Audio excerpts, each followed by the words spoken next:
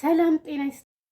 ውድና የተከበራችሁ የሀብትሽ ቤተሰቦች እንዴት ናችሁ? ደህና ናችሁ ወይ? አለሁ እግዚአብሔር ይመስገን ደህና ነኝ። በያላችሁበት የዓለም ዳርቻ ሰላማችሁ በዝት ይበልልኝ እያልኩኝ ዛሬ በአዲስ ቪዲዮ መጥቼላችኋለሁ። በመጀመሪያ ለቻናሌ አዲስ የሆናችሁ ሰብስክራይብ እያደረጋችሁ ቤተሰብ ሁኑ። እንዲሁም ቪዲዮውን እስከ መጨረሻ አይታችሁ ከተመቻችሁ ላይክ ማድረጋችሁን እንዳትረሱ ውዶቼ። እንግዲህ ዛሬ የመጣሁበት ቪዲዮ ምንድን ነው? ባለፈው ሾርት ቪዲዮ ለቅቄ ነበር እና ቆረጥ አድርጌ የለቀኳት ቪዲዮ ነበረች እና እሷን ማሻላ ብዙ ሰው አይቶታል። እንደገና ደግሞ ጥያቄዎች አንዳንድ ጥያቄዎች የጠየቃችሁ ልጆች አላችሁ። ለጸጉሬ የሚሆን የሽንኩርት ትሪትመንት አዘጋጅቼ ነበር እና እሱን ምንድነው ላላችሁኝ፣ እንደገና ደግሞ ምንድነው ተጠቀሚም ላላችሁኝ አንዳንድ ጥያቄዎችም አሉ እዚህ ጋር እንደምታዋቸው። እነሱን እያንዳንዳቸውን ጥያቄዎች እመልስላችኋለሁኝ ማለት ነው። ቤተሰብ ለመጀመሪያ ለቻናሌ አዲስ የሆናችሁ ሰብስክራይብ እያደረጋችሁ ቤተሰብ ሁኑ።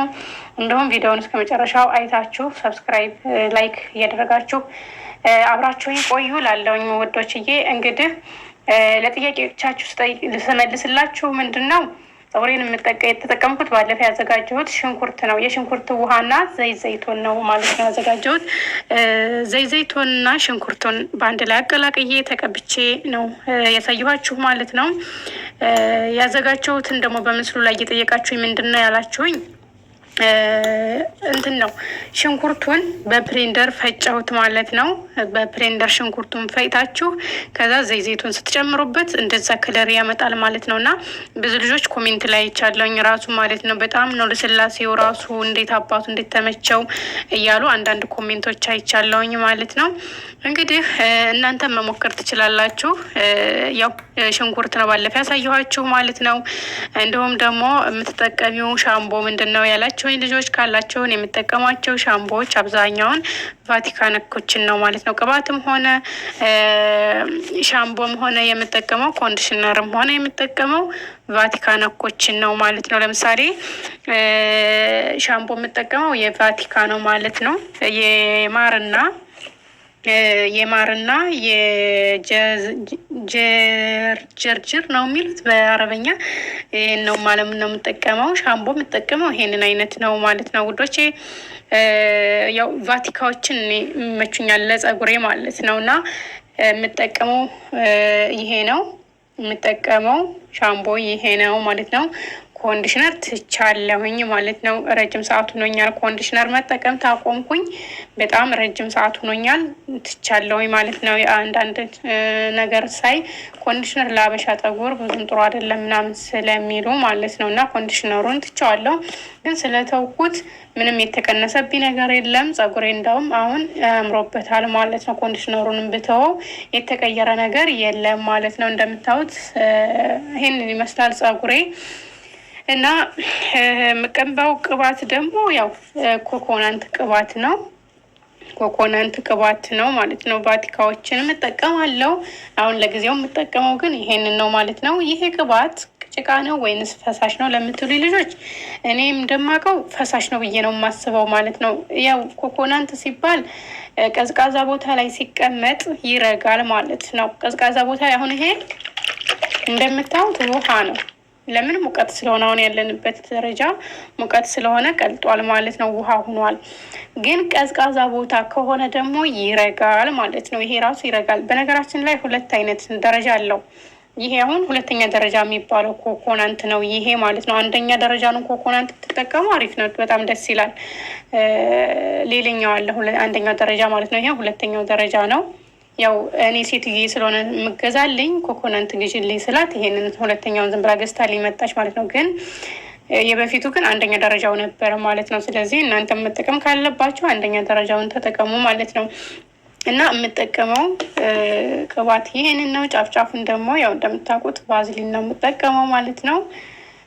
ጫፍጫፉን ያው እንደዛ አድርጋችሁ ይዛችሁ ከዚህ በታች ያለውን በአንድ እጅ ከርድ እያደረኩ ስለሆነ አይመቸኝም።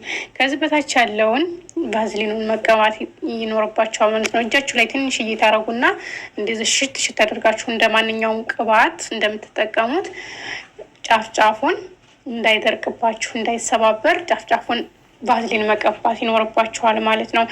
ቫዝሊን ባይኖርም ደግሞ ችግር የለውም፣ ጭቃ ቅባትም ቢሆን ችግር የለውም ማለት ነው። በነገራችን ላይ በተለይ ታጥባችሁ ስታበቁ ሳይደርቅ በእርጥብነቱ ጭቃ ቅባት ወይንም ደግሞ ቫዝሊን ተጠቀሙ ማለት ነው ውዶቼ።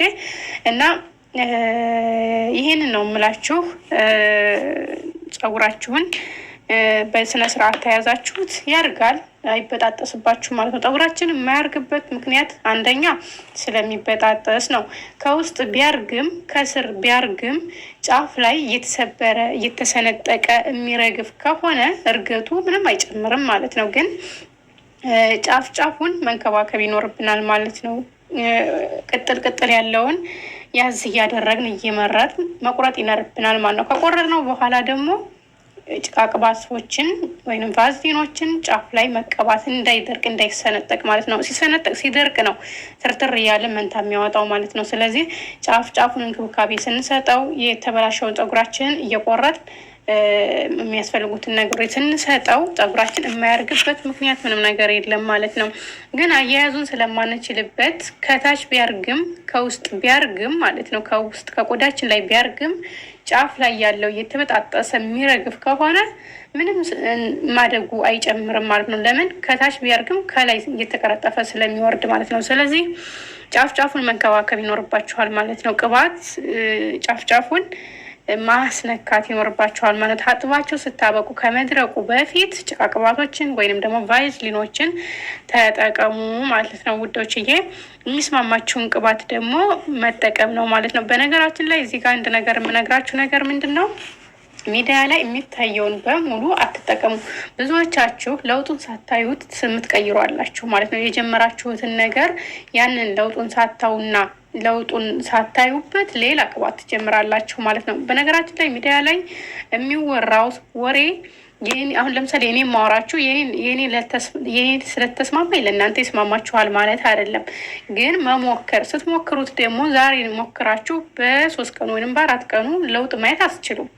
ቢያንስ ወር 2 ወር 3 ወር ድረስ በትዕግስት መቆየት ይኖርባቸዋል ማለት ነው። ከዛ በኋላ ነው ለውጡን የምታዩት ማለት ነው። እንደገና ደግሞ ይስማማኛል ይሄ የተሻለ ነው ብላችሁ ያሰባችሁትን ቅባት በቋሚነት ለረጅም ሰዓት ተጠቀሙትና ለውጡን ታውበታላችሁ ማለት ነው። አይ በአጭር ሰዓት ደግሞ አይታችሁ ይሄ ቅባት አልተስማማኝም፣ አደረቀብኝ፣ ያሳከከኝ ምናምን የምትሉ ልጆች ደግሞ ካላችሁ እሱን መተው ነው ያለባችሁ ማለት ነው። ያን በተሻለ መልኩ ይስማማኛል ብላችሁ ያሰባችሁትን እሱን ነው መጠቀም ያለባችሁ ማለት ነው ጓደኞቼ። እና ይሄንን ልላችሁ ነው የመጣሁት ማለት ነው። እንግዲህ ቪዲዮውን እስከ መጨረሻችሁ አይታችሁ ከተመቻችሁ ላይክ ማድረጋችሁን አትርሱ። አስተያየት ካላችሁ ደግሞ እንዲሁ ኮሜንት ላይ ያስቀምጡልኝ። በተቻለኝ አቅም ያው ኮሜንታችሁን ምንጊዜም ስለምከታተል ስለማይ እመልስላችኋለሁኝ ማለት ነው ውዶችዬ። አብራችሁ ስለቆያችሁ አመሰግናለሁ። ወዳችኋለሁ። መልካም ቀን ይሁንላችሁ። በሌላ ቪዲዮ እስከምንገናኝ ባይ ባይ።